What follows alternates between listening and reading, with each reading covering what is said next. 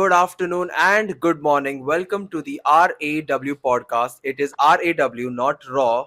WWE, please do not try to sue our asses. This is definitely a WrestleMark podcast. I am Aditya, and this is my friend Rushil. And we are huge WWE fans. We are huge pro wrestling fans. And this is going to be our first episode, and we are reviewing the Monday Night Raw right before SummerSlam. And now you would be asking, why aren't you making a SummerSlam video? It's because we made a SummerSlam video and I fucked up with the audio. Well, I will not let that happen again. But this week's Monday Night Raw was something which had a lot of discussions to be made, more specifically. So we decided, you know what, this Raw, we can make a predictions video and we can also talk about the storylines and how weekly television is going in pro wrestling and how hot it is, how cold it has been going, the championships. And joining with me is Rushil. Rushil, please introduce yourself. So, hello guys, myself Rushil Ravichandar, and I am in my third year currently. And no doubt, I am a ginormous wrestling fan since my childhood. It's been a decade since I'm watching WWE, and each and every episode, I just do nothing and I just sit down and watch, and I enjoy myself. भले कुछ अच्छा हो रहा है या बुरा हो रहा है गंदा हो रहा है एपिसोड में बट मेरे को फर्क नहीं पड़ता I still watch it and yeah, my love for WWE will never end. It will just keep on growing forever. Yes, so this week's Monday Night Raw is something special. Banger after banger Raw episodes. And SmackDown is a completely different discussion, to be honest. It is not going well for SmackDown. We start the episode with Seth frickin' Rollins in the most gorgeous referee outfit you've ever seen. I am just flabbergasted about how many outfits this dude has. I will never get tired of the jokes of he steals his wardrobes from Becky Lynch. It is always going to be gold. He is a fashion icon for me. It sucks that if I start to wear dresses like Seth Rollins, I'll be bullied in college. But I wish I just could do it without being judged. But yeah, and let's just accept Seth Rollins is the only one and only drip god right now in WWE, man. yeah, You can have a different episode where जहाँ पे हम लोग सिर्फ Seth Rollins की attire, behavior, attitude, सिर्फ Seth Rollins के बारे में हर एक we can talk about him, we can talk about his minutest things. पूरा एपिसोड भर जाएगा यार. So I'm I'm yeah. just I'm just amazed and I'm just overwhelmed by Seth's attire and his character going right now in WWE. So he walks down the ramp, and everybody loves Seth Rollins. They're cheering his name. And then he calls out the two morons, the two idiots who are fighting over basically ego battles, who are Drew McIntyre and CM Punk. CM Punk makes his entrance, and I don't think there's anybody who hates CM Punk. That entrance alone proves why he is the biggest draw in professional wrestling. It is genuinely surprising how a man of his stature, the pull he has on the professional wrestling scene, being the man he is absolutely atrocious and amazing to watch. And then comes Drew McIntyre. And their promo was nothing short of brilliance. I have never actually seen a blood feud this personal, in my timeline at least. Drew was immaculate on the mic, and he has always been. Rushil, I want to ask you specifically, what do you feel about Drew McIntyre's growth in the WWE? Man, since he had won his championship in 2020 by defeating Brock Lesnar, he has just he's this close to touch cloud 9, man. I Yeah, mean, amazing work done by him. All these years, literally 4 years have passed, and we have seen an impeccable growth in Drew McIntyre's each and every work. Like it's we can call it as his promo skills, his mic work, his action, his attitude, his behavior. Man, I'm just out of words, man.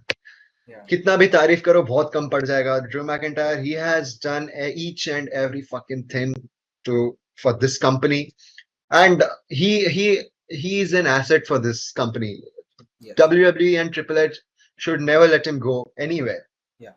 But more specifically, I want to ask, do you even agree with Drew McIntyre? Because he is the biggest. CM Punk is the biggest menace for professional wrestling. He cannot even stay out of a company that he was fired out of. Like AEW's fans are still cheering CM Punk's name. CM Punk was out of the company for 9 years. They're still cheering his name, but you cannot deny that CM Punk is definitely the biggest menace of professional wrestling. Do you agree with Drew McIntyre's point? Yeah, absolutely. Dude, CM Punk returned to WWE after I think 9 long years, Yes. man, and he's just on another level. He's currently on beast mode right now, and this feud with Drew McIntyre, this has been a win-win situation for the both of the guys, and we can't count uh, this small amount of flaw in the both of the guys. In I don't think so, man, because this feud has given everything. This feud has taken Monday Night Raw to a different level.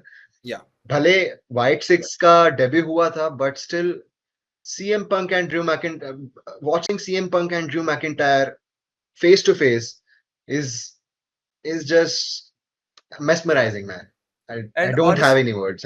like it is insane how much how much they hate each other, dude. Like, I will be very honest. If nobody explains the context of WWE, it's the gayest shit you can watch. Okay, but honestly, like the today's segment was it was just beautiful. It was amazingly crafted. Seth Rollins looked like a boss. He dressed like a queen and acted like a boss, and it was I awesome. kudos to Seth Rollins, man. I love Seth Rollins. Kudos to Seth Rollins. Yeah, He just did a normal referee's job, जो हर एक referee करता रहता है. He just simply put a condition between the both of the guys that they don't have these both guys don't have any other option but to listen to him. yeah. मतलब amazing. ये क्या booking है यार. मतलब Just and it this fits. feud has reach to another level, and और कुछ करने के लिए बचा ही नहीं है. Yeah, तुम ड्रू मैकिंटायर और सीएम पंक को 4 या 5 बार मैचेस में बुक करवा दो. We all fans will happily accept to watch this particular match, yeah. but we'll never get bored of this shit. Yeah, and honestly, it is so in character for Seth Rollins to go, okay, I'm the special guest referee. I will make two of you my bitch. Like, he was out there and he was like, you will listen to me.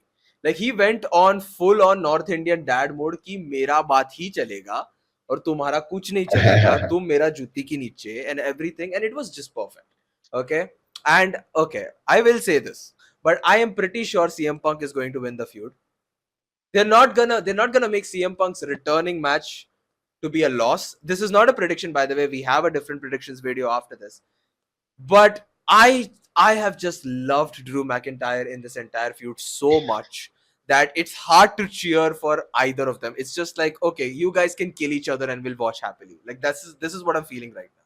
कुछ भी बोल रहे CM Punk को जीतना चाहिए, Drew को जीतना चाहिए, but let's just be honest. Drew actually needs to win this because Punk has screwed Drew. Drew couldn't do anything against him. Mara Pita, it's fine, but nothing impactful would be done by Drew McIntyre towards CM Punk, man. But Yeah. kudos to him, guy. Bye. Yes. Kudos to him. So I guess with this we should move on, and the next segment has Alpha Academy taking on the new Alpha Academy, the Creed brothers. Yes. But yeah, it was Alpha Academy versus the Creed brothers. Creed brothers are now heel. I watched them in NXT. I was a huge fan. Julius is my personal favorite, and this was a fun match. It is incredibly crazy how over Otis Yeah, is. it was a hard hitting match. We weren't cared about the match. We didn't give any fuck about the match. But at the end of this match, Yeah. we saw Wyatt Six Wyatt Oh, Six's dude. three Yes. members, and Yes. we get to see Joe Gacy, Dexter Loomis, and obviously this was pretty obvious, I guess. Eric Rowan. Eric Rowan behind that mask. Honestly, even in the match itself, you just know how Otis is just working the crowd. He is a fan favorite. There is no way that this man is not getting a push. But this is also WWE, and pushes get ruined very fast.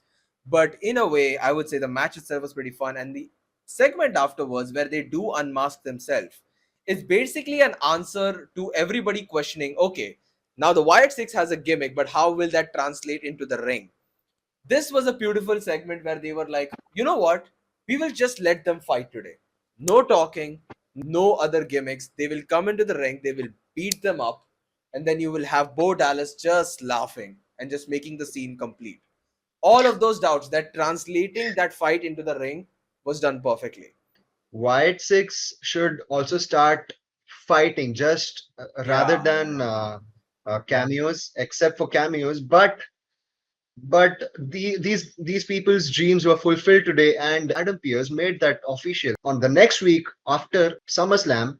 The next week of the episode of Monday Night Raw, which is a six-man tag match between Wyatt Six members and Chad Gable and the Creed brothers. What do you want to Honestly, a say very about good this? decision. Honestly, a very, very good decision. You cannot have Wyatt Six first match be on SummerSlam. That is way too much pressure, since SummerSlam and Wyatt's go hand in hand.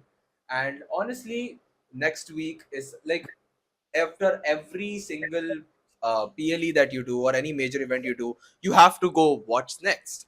Now, SummerSlam is a conclusion for a lot of other stories, maybe a start of also a lot of other stories. But just to know that right after SummerSlam, we're getting the Wyatt Six in ring debut is just pretty entertaining to watch. You have a reason to turn on to the network television as well. So, a perfectly good segment for me. Wyatt Six has always been just hits as of now, nothing has been boring, and let's just hope that it also translates into the ring. Joe Gacy has been one of my favorite performers this year in NXT, so I have nothing less expected from him.